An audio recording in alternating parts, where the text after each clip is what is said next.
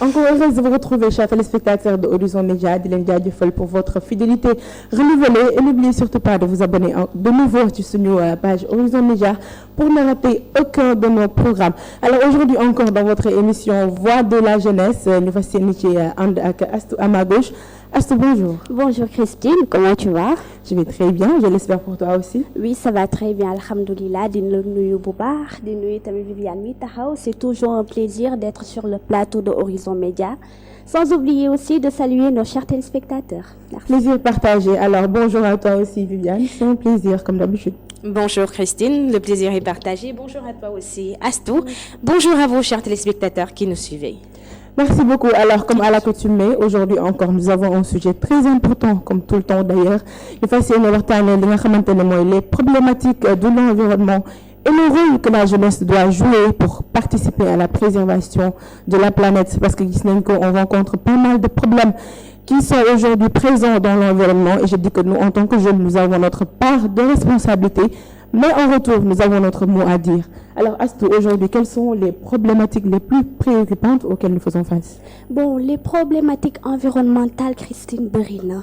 Déjà, mën naa wax le changement climatique qui est souvent dû à l'utilisation des gaz à effet de serre. Mën nañu wax tamit la déforestation, la perte de la biodiversité. Tey jii nii am na ñu bëri, je vais juste prendre l'exemple dans les mers. Poissons yi am na ñi nga xamante ne dañuy napp jën tey jii mais duñu xool ci jën bi nu mu toll. Yu ndaw sax diñ koy napp te yu ndaw yooyu noonu duñu am temps reproduire pour ñu mën a am yeneen yi nga xamante ne ñooy nekk ci mer bi loolu noonu rek ça fait partie de la perte de la biodiversité.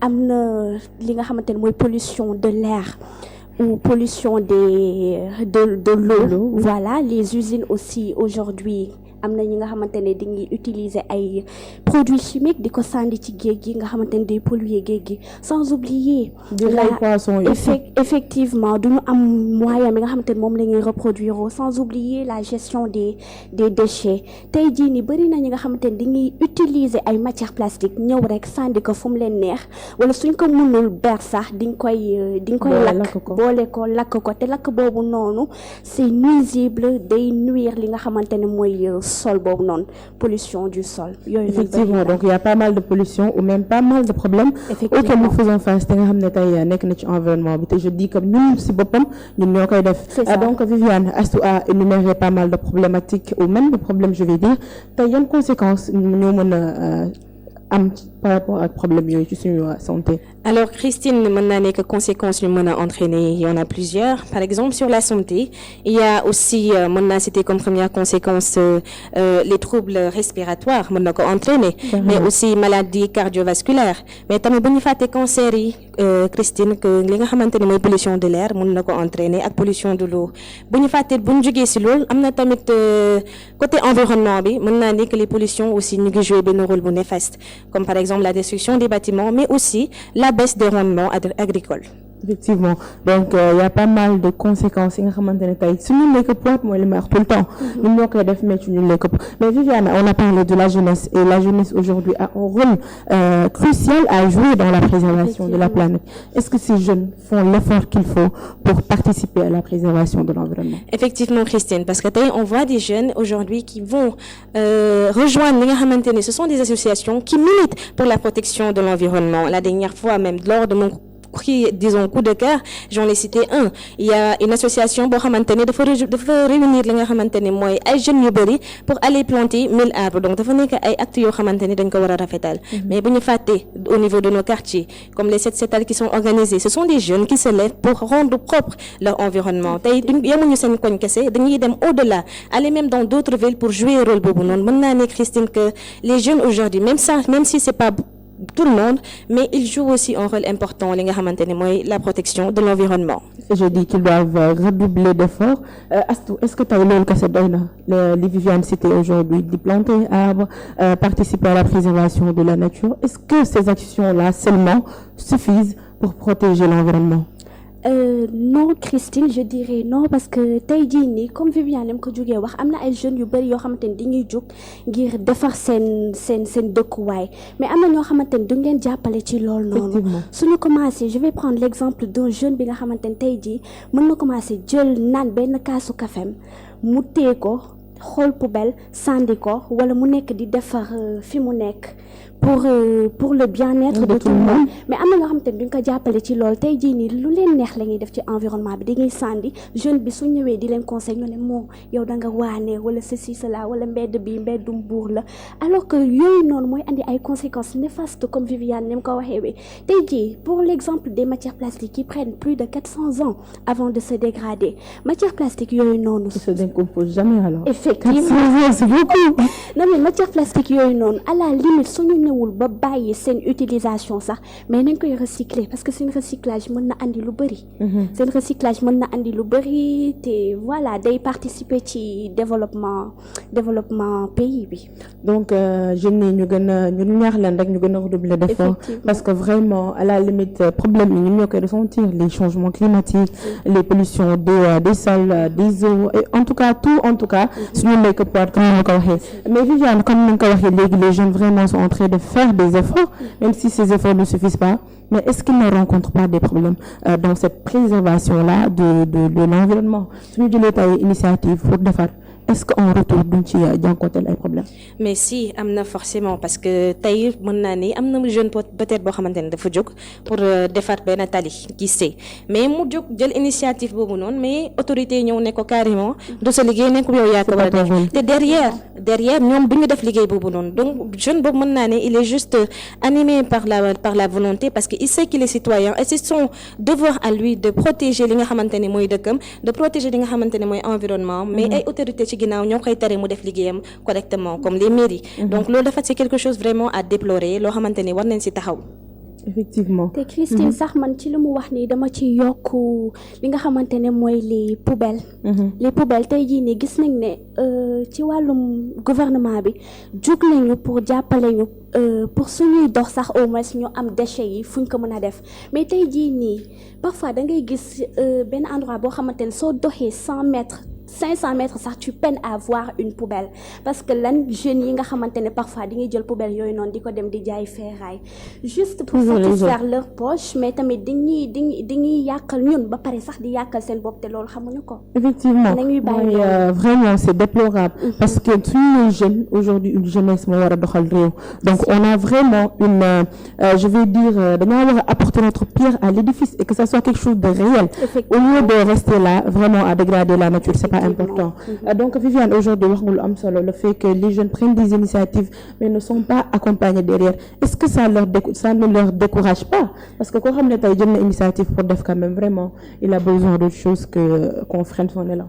Non, man je me dis que celui qui se laisse emporter par nga xamante ne mooy volontariat bu mu am il n'est pas découragé même sax bu nekkee ñoom dafa jóg def lu baax mais ci ginnaaw moo am ñu ko yàkkal mais je pense que war na mën a dem jaar ci yoon bu baax bi comme par exemple aller avertir les autorités wax leen ni que présenter projet bu mu am bi nga xamante parce que loolu dafa di loo xamante ni c'est pour l'avancement du pays te yaakaar naa ne tey soo demee suñu autorités yi wax leen carrément présenter leen ne leen projet bi laa bëgg def ko sans rien attendre de vous man je me dis que forcément ils vont comprendre et surtout accompagner la ci action boobu noonu. Donc ils ont besoin d'accompagnement au lieu qu'on leur décourage. Ast, aujourd'hui en tant que jeune, comment penses-tu que les écoles et les institutions peuvent participer à l'éducation des jeunes pour qu'ils soient plus imprégnés dans la préservation de l'environnement? Christine, selon moi, il y a plusieurs manières pour nous impliquer jeunes yooyu noonu ci wàllum environnement bi mais je vais juste donner l'exemple de mon ancienne école bi nga xamante ne foofu noonu les élèves qui étaient en classe de 6e de la 6e à la terminale pour les personnes qui avaient une moyenne de 14 moyenne annuelle 14 diñ lay jël ñu boole la ci club bi nga xamante ne mooy club de l'excellence et ci club de l'excellence boobu noonu duñ fa créer woon plusieurs clubs plutôt tels que le club de l'environnement club de l'environnement boobu noonu on est parti chercher des partenaires on a eu des partenaires am na kenn ki nga xamante ne partenaire bi ci benn école américaine la woon léegi il venait di ñu jàngal wàllum environnement l'agriculture biologique ñoom ñoo ñu doon andil matériel yi di ñu andil ay plantes et tout di ñu jàngal donc déjà ci agriculture biologique boobu noonu rek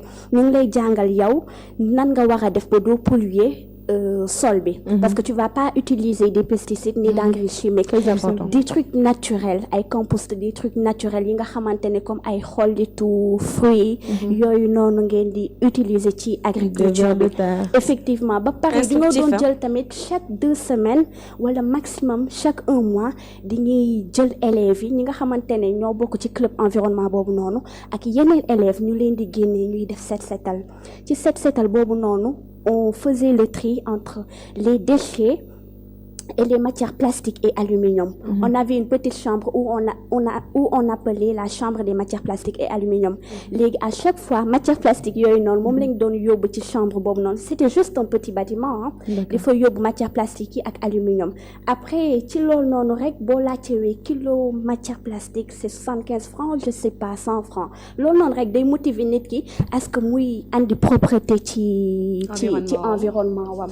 donc école yi mën nañu adopter genre possibilité boobu noonu. C'est vraiment. Elle vient de suggérer quelque chose de très important. Loo xamante ne Christine, je peux dire même suñ ko défendre dans toutes les écoles. Je pense que c'est dire aux élèves, montrer aux élèves l'importance li am derrière protéger l'environnement. Mais tamit ñoom day tax suñu génnee tamit ñu mën a sensibiliser. Mais Christine, est-ce que xam nga ni que tey il y a de ces enfants yoo xamante ne ñoom ñooy yedd seen parents yi ne leen maman déedéet lii ak lii ak lii kenn du ko defee noonu. ce que vient de dire Astou tey école yi bu ñu nekkee ci mouvance boobu noonu di éduquer les enfants dans la préservation de la nature ils vont grandir avec cet esprit là ba bu ñu gisee kuy yàq tey environnement bi ils auront quelque chose à lui dire ou des conseils. te dagguma la sax parce que sànq dafa wax séparation de poubelles mooy ñu def benn poubelle pour les plastiques et l'autre pour les autres déchets donc dafa nekk loo xamante ne Christine imagine toi xale bi nga xamante ne loolu lay gis ci école am mu génn dem appliquer la même chose chez lui donc dafay nekk lu rafet c'est pour montrer l'exemple aux autres enfants parce que dina ñëw ci kër gi suñu gisee loolu dañ ne kon ñun tamit dañuy dem def loolu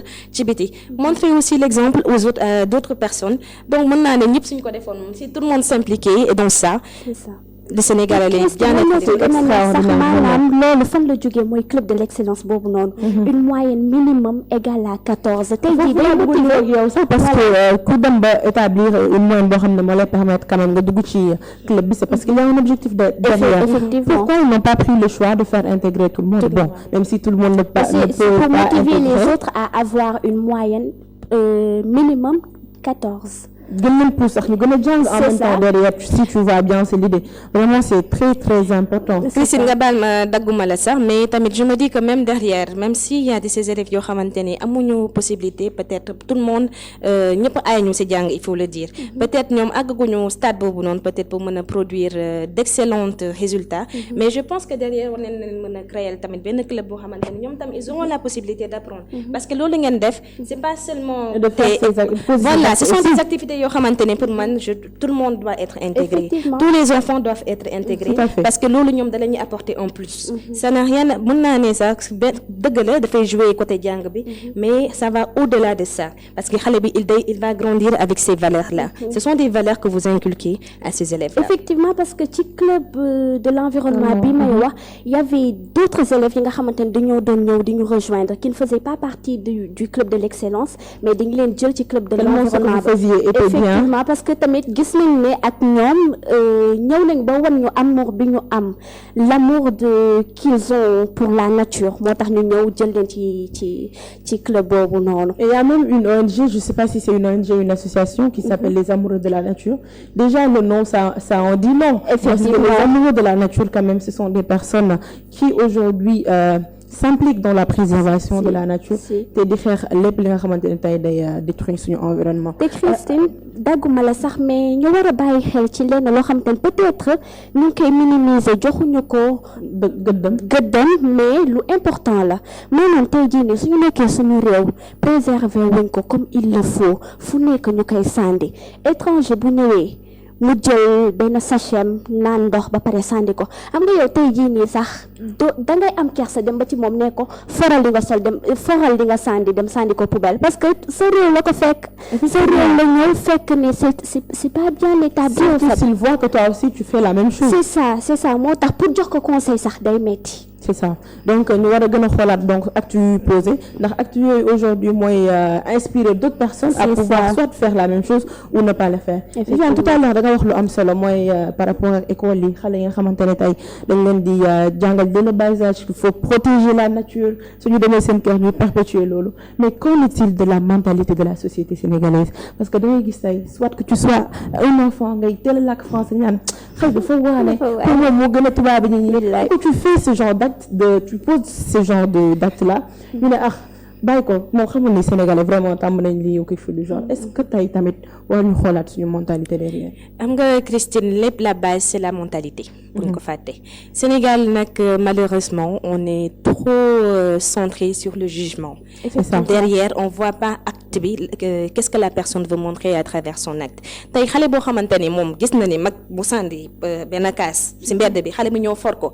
ne ko déet ne ko exemple tonton fii kenn du fi sànni poubelle balet baa ngi ne poubelle bi si kaas bi si kii ba lañ si mbalit ba lañ ko war a sànni da ngay gis ni que en fait mag bi nu muy réagir day rusloo fekk derrière moom bëggul comprendre exactement absolument derrière peut-être lui il n'est pas en position de comprendre parce que lépp tamit éducation de base bi la parce que sinon su nekkee parent bu yow tu enseignes dès le bas âge à ton enfant ne ko carrément telle chose n'est pas bonne à faire il faut protéger ton environnement comme ni ñu koy defee à l'école primaire comme ni ñuy defee loolu donc nee naa parents yëpp suñ ko doon def peut-être xale bi tey dina màgg ak mentalité boobu noonu day tax moom tam bu subaa il va pas commettre ces erreurs là donc je me dis que tout d'abord le changement bi dafa war a am côté mentalité bi si la mentalité des Sénégalais change forcément l'environnement sera beaucoup mieux protégé tey tamit développement bi tamit dinañ ko gis ce sera des preuves à l'appui même lu ñuy gis après. Effectivement, c'est très important. Surtout l'importance que les parents doivent jouer aujourd'hui dans les maisons. Parce que faut que l'éducation, c'est école, avec institut de formation, et les parents aussi ont un rôle à jouer là-dessus. Bien sûr, Christine, parce que tey jii nii rek waroo jël sa doom ne dugal naa ko école pour mu jàng pare naa ci parce que su parewee école bi daa am benn pourcentage bu mu koy jox bu muy def ci moom. Effectivement, te nee naa sa doom la yow yaa ko jur. C'est ça. Avant école bi ci def dara yow war nga ci mën a def. Effectivement donc tey jii nii pourcentage bi école bi di def ci sa doom léegi moom su ñëwee ba ñibbisi ci kër gi li ci des yow yaa koy mottali mais c'est pas que dugal naa sama école rek mu ngi dugal naa sama doom rek mu ngi école que voilà maintenant pare naa ci moom pare naa ci éducation wam et tout te li ñuy wax souvent ci wolof bant ca ba muy tooy nga koy jubbanti. Effectivement aussi en même temps ñu ngi naan balaa ngaa digle sangu nga set. C'est ce que tu disais tout à l'heure. Il faut nga poser de bonnes actions pour que la personne qui te suit puisse en retour faire les mêmes choses ou poser les mêmes pas. Alors Viviane, aujourd'hui, venons-en aux solutions. Quelles actions concrètes les jeunes doivent poser pour réduire quand même leur empreinte écologique? Comme nu ma ko waxee sànq rek Christine, aller rejoindre association yi nga xamante ne ñu ngi militer pour le développement mais tamit eux-mêmes ils peuvent s'engager à protéger leur environnement. Comme par exemple ngay dox gis benn déchet xam nga ne poubelle mu ngi sa côté faral nga sànni ce sont des petits actes mais Christine est-ce que xam nga ni tey est-ce que peut-être suñu doon wax ci chiffres yi du xaw a yee tamit population bi. Parce que aussi je pense pas que for benn kaas rek dugal ci mbalit bi doy na. Il faut ñu wan leen conséquences yi nekk derrière vraiment parce que tey une étude a montré en France entre 2016 et 2019 que chaque année plus de 40 personnes décèdent. Tout ça c'est dû aux particules fines issues de la destruction de l'effet de serre. dama ko causé loolu pollution de l'air. Donc ce sont des choses yoo xamante ne Christine dañ ko war di ko wax il faut pas on doit pas les garder en nous même ça bu nekkee dafa xew beneen dëkk mais lu xew beneen dëkk mën na fi xew. bu dul dara suñu oto yi nga xamante ne tout le temps dañuy émettre ay gaz carbonique. yooyu yëpp ñun on pense que non gaz bi ci air bi rek lay yem mais non ça détruit la couche de zone en retour. ça détruit la couche de zone ñun ñu ngi koy respirer mu ngi ñuy lor suñu doom yi tey mënatoo génn sax tey solo masque. C'est ça. mënatoo génn di dox te solo masque. Donc il y a Anassim qui prévient demain il faut mettre un masque parce que l'air ne sera pas le changement climatique c'est ça. côté espérance de vie bi tamit da ngay gis koo xam bu njëkk ba suñu maam yi dañ doon dund ay at yu bëri dañuy dem ba 80 70 maintenant soo ñëwee ba 50 soo dundee ba 70 200 je te dis. mais je te dis c'est tout un tas de je te dis mais léegi soo dundee ba 50 ans rek yow da nga koy fêter parce que mën nga benn demi-siècle tu peux mourir kenn xamul absolument donc Christine bu ñu fàttali que tamit bu ñu fàttali di souligner que di souligner autant pour moi que jeunes yi ñu ngi jouer benn rôle tamit bu important même si c'est pas tout le monde mais il faut féliciter ces jeunes aujourd'hui qui militent pour la protection de l'environnement. Et que d'autres aussi qui n'y sont pas encore viennent les rejoindre, c'est très important. Astou, yan acte encore le jeune yi mën a poser tey pour réduire seen empreinte écologique parce que je me dis qu'il y en a des tas et des tas du jeex. Oui, effectivement Christine, mais surtout damay revenir ci exemple bi ma joxe woon ci suñu école rek bi nga xamante ne mooy exemple man je me dis exemple bu am solo parce que j'ai eu à adhérer dans ce club te daf ma xamal lu bari notamment dafa yee benn amour envers la nature bi nga xamante ne xaw ma ko woon. Je dis que cet amour il doit être forcé. C'est la nature c'est nature quoi. Non mais je te jure. Mais c'est beau. Quand tu viens, tu vois que tout est vert, tout est bien entretenu, ça te donne envie de respirer, ça te donne envie même de d'épanouir. Non, c'est ça. Ba pare teg ci nag xam nga dans les classes de seconde dañuy def benn sortie écologique ci wàllum SVT. Ñun déjà à l'époque jardin boobu noonu amoon nañ ko y avait tout donc ci wàllum sortie écologique boobu noonu on n'était pas allé chercher loin suñu école lañ ko def ci jardin bi nga xamante ne bëri na ay plantes yu bëri façon foofu noonu ba pare ñuy jàppale jeunes yi nga xamante ne dañuy engagé wu ci seen environnement nga la waay bu fekkee sax nit ki soo ko gisee muy nekk di defar mënoo koo jàppale nga maandu ci li muy defar sans oublier les personnes yi nga xamante ne tamit ñoom ñooy nekk ci mbedd bi di saw loolu tamit nañ ko arrêter parce que ça pollue vraiment ça pollue genre mataar yi rek. C'est très important parce que vraiment il y a beaucoup de choses yoo xamante ne dañ koy def et c'est très déplorable. C'est ça. Donc je me dis que vous avez énuméré pas mal de choses yoo xamante ne bu ñu ko adopté tey on fera face à une nature verte parce que j'ai l'habitude de dire que la nature elle est jaune maintenant. Parce que mënoon wax dina wax ni elle a mal. Donc Viviane tey ces jeunes-là qui posent des actions qui sont vraiment à féliciter, comment en retour ils peuvent inciter d'autres jeunes à adopter des comportements plus respectueux vis-à-vis de l'environnement? Comme par exemple di poster lu ñuy def sur les réseaux sociaux. Parce que tey tout se passe sur les réseaux sociaux, internet parce que tey képp ku bëgg a gis dara da ngay dugg ci internet bi directement nga gis ko. Donc pourquoi pas ne pas se filmer jël après poster ko. Ce sont des choses idées yoo xamante ni ñëpp mën nañ koo def mën nañ ko utiliser.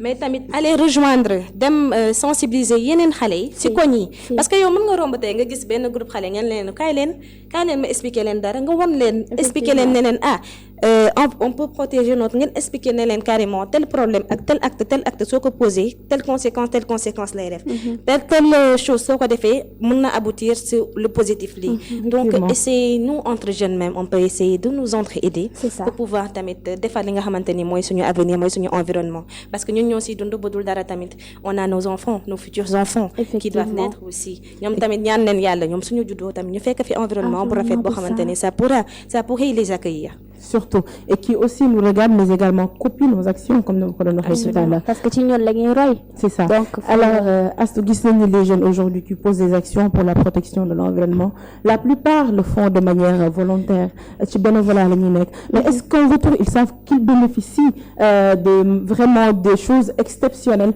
ci participation boobu ñuy participer à la protection de l'environnement? Je me dis que oui parce que déjà tey jii soo sàmmee sa environnement yaa ngi sàmm sa bopp yaa ngi sàmm tamit plante yi yaa ngi sàmm nature yi donc tey jii ñi nga xamante ni dañ koy def bénévolat ba pare en retour xam nañ bu baax li ñuy def te ils se disent que man lii dama koy def pour man dama koy def pour ñeneen ñi au fait pour l'environnement. C'est ce que je me dis man sama mentalité au fait loolu la. C'est très important. Alors Viviane aujourd'hui ces jeunes comment est-ce qu'on peut les aider? Comment les autorités étatiques peuvent aider ces jeunes-là pour ñu gën a mën a sawar ci loolu nga xam ne ñu ngi koy def. jox leen matériel yi war Christine tey mën naa ne suñu bëggee participer au développement de l'environnement mën naa ne ñoom ñoo ñu mën a jox appareil yu ñu soxla comme par exemple les plantes pour mën a reboiser ñoom ñoo ñu mën a jox lépp lu ñu soxla accompagner ñu surtout bu nekkee ça dafa nekk jeune boo xamante ni Christine dafa bëgg moom agir par lui-même montrer ni que moom il est attaché il a l'amour pour son environnement il a l'amour de la il a l'amour de la nature donc ñu bàyyi ko juste moom mu def lu mu mën defar environnement am loolu dafa rafet juste man may ñaan suñu autorités yi mooy ñuy jàppale jeunes yi di leen accompagner si lépp ak bépp activité boo xamante ni ça contribue à la protection de l'environnement. C'est très important. te tamit suñu gisee koo xamante ne mu ngi def pour environnement wam ñu accompagner ko ci au lieu ñu koy dagg. Absolument. C'est très important. Alors Astou, même je vais dire balaa tey autorité politique yooyu di jàppale jeunes yi te jeunes yi war nañ mën a def à travers leurs actions qu'ils incitent les décisions des autorités étatiques naka la jeunes yi tey mën a inciter les autorités à venir les aider ou encore ñëw bokk ci seen combat. Comme Viviane nu mu ko waxee rek déjà tey jii soo ñëwee ngay yëngu ci loolu soo ko mënee poster di ko dugal sur tes réseaux sociaux ngay dem vers les autorités nga wan leen li ngay def nga xamal leen ne man li may def nii c'est pour le bien de tout un chacun nga wax leen ñu jàppale la ci parce que tey matériel yi bu fekkee du wàllum xaalis sax mais matériel yi Christine matériel yi yu am solo la déjà pelle yi râteau yi brouette yi les gants les masques gel yooyu noonu yëpp sont des matériels au fait yoo xam te ne mën nañ ko jàppale jeunes yi pour ñu demal seen bopp. te je me dis que le fait que jeunes yi ñu gis ni ils sont vraiment dévoués si li ñuy def déjà quand quelqu'un les voit mën na ne ñii vraiment ce qu'ils font c'est à saluer te mën na leen ci fekk si. non seulement loolu mais tamit c'est une fierté sax parce que tey jii soo gisee benn jeune boo xam te ne mu ngi demal boppam laajul kenn dara il fait ça juste pour le bien-être de tout le monde toi tu dois être fier de ce qu'il est en train d'abattre de ce qu'il est en train de faire parce que loolu lu mag la te c'est pas une chose facile au fait surtout nekk ci naaj bu tàng bi nekk ci affaire yi di kërti. Ils sont vraiment à féliciter. mu ngi noonu. te di leen woo rek comme ni ma ko waxee tout au début ñu gën cee nekk parce que li ñuy def ñoom leen jëriñ. d'abord avant de servir toute la nation. Effectivement. Alors aujourd'hui tout à l'heure tu as parlé de technologie donc disons que la technologie joue un rôle important aujourd'hui dans la préservation pas directement mais à travers peut-être les posts de ces jeunes-là qu'ils font sur les réseaux sociaux. Très important. Oui. Viviane, avant de finir, tu as un conseil pour ces jeunes-là qui font vraiment beaucoup d'efforts pour participer à la préservation de l'environnement. Les conseils que j'ai à donner à ces jeunes-là, c'est juste de leur dire persévérer. Allez-y encore et encore. Continuez dans cet acte que vous êtes en train de faire. Parce que vous êtes en train aussi de préparer l'environnement pour les générations futures. Donc moi, je vous encourage. Surtout, j'appelle les autorités à venir aider ces chers jeunes dans ce processus de développement. Voilà, Christine. Très important. Merci beaucoup, Viviane. Donc, Astou, toi aussi, je te laisse juste donner des conseils à ces chers jeunes, à ces chers téléspectateurs qui nous suivent. Bon, mon conseil plutôt va se référer sur une petite histoire. Vous connaissez l'histoire du petit colibri? Non, pas du tout. Non, c'est une histoire très inspirante. En fait, daa am ci benn àll voilà gaynde yi petit colibri les autres animaux de la forêt plutôt ñu nekk foofu noonu un beau jour mu commencé di tàkk forêt bi jël safara commencé di tàkk les animaux commençaient à se disperser courir pour se mettre à l'abri et tout et le petit colibri s'est levé nekkoon di naaw dem ba ci rivière bi jël ak bec bi mu jël ndox yóbbu ko ba fi nga xamante ne safara bi foofu la nekk mu nekk di ko fa sotti. Je pense que j'ai déjà entendu bec bi avec son bec mu nekk di ko def après mu am benn animal bu ko gis mu ne ko mais attends petit colibri qu'est-ce que tu es en train de faire tu penses que les petites gouttes d'eau que tu es en train de mettre sur la flamme li mooy tax instant bi ni flamme bi fay petit colibri bi ne ko je sais mais je fais ma part. Effectivement. ci loolu noonu rek après ci la réfléchir mu ne attends petit colibri bi il a dit qu'il fait sa part noonu ñoom tamit ku ci nekk dem ci rivière bi jël ndox ñëw xëpp déjà ak éléphant bi ça trompe ñëw xëpp voilà c'est beaucoup de choses noonu la defee nag ba safara bi fay donc juste pour vous dire que une leçon très importante. Ouais, juste pour dire aux gens que aujourd'hui ñun fii ñëpp à sa part de responsabilité. Carrément. C'est juste que bul xaar ci kenn yow defal li la ñor rek nga bañ a xaar ci kenn c'est ça mon conseil. Et il peut même servir d'exemple aux autres parce que tey mën naa ne Petit Colibri bi il a servi d'exemple aux autres ba tey ñooñu de prendre même action. Non mais beaucoup d'exemples parce que l'histoire du Petit Colibri dañ koy répéter ci fépp fu bëri c'est vraiment une histoire inspirante. C'est une bonne leçon et moi je me dis que les bonnes actions inspirent toujours et tout le temps.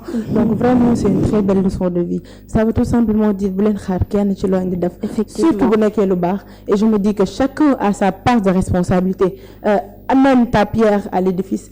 Astou va amener la tienne, Viviane va faire de même et ensemble nous allons participer à la protection de l'environnement. Exactement. Quelque chose de vraiment très très important. Alors Viviane bàyyi la nga daal di tàggatoo parce que neexoon na trop mais bon surtout c'était un réel plaisir de partager ce plateau avec vous. Je dis merci à ces chers téléspectateurs qui nous suivent. Je vous donne rendez-vous aussi. On se dit à la semaine prochaine. Merci beaucoup. Alors à toi aussi Astou. Oui, merci beaucoup. C'est toujours un plaisir de partager le plateau de Horizon Média avec vous. Des sujets tamit di wax tout le temps fii sujet yu am solo rek lañ fi waxtaanee. N'hésitez surtout pas à continuer à nous suivre et c'est toujours un plaisir. Merci. Merci beaucoup. Vraiment, c'était un réel plaisir comme d'habitude d'être devant vous, chers téléspectateurs. Donc tant de questions qui nous interpellent et vraiment qui doit titiller notre esprit. Ñu war a gën a xoolaat suñuy action, gën a xoolaat suñuy toogaay. Nee naa la ici sur Horizon Média, ça sera tout le temps comme ça des conseils, des orientations et de l'éducation à travers le coaching. Donc, si le moment, chers téléspectateurs, la question de la jeunesse vous intéresse, vous interpelle, intéresse tout le monde, c'est le moment de venir sponsoriser l'émission et tant d'autres. Donc, contactez juste notre service commercial à travers le 77 795 03 03. Nena le déméâtre avec votre émission Voix de la jeunesse, toujours avec la jeunesse qui vient partager avec nous leurs cris de cœur, leur vécu, leurs expériences. Merci, chers téléspectateurs. Di leen joxe dig daje vendredi prochain à la même heure. D'ici là, portez-vous bien.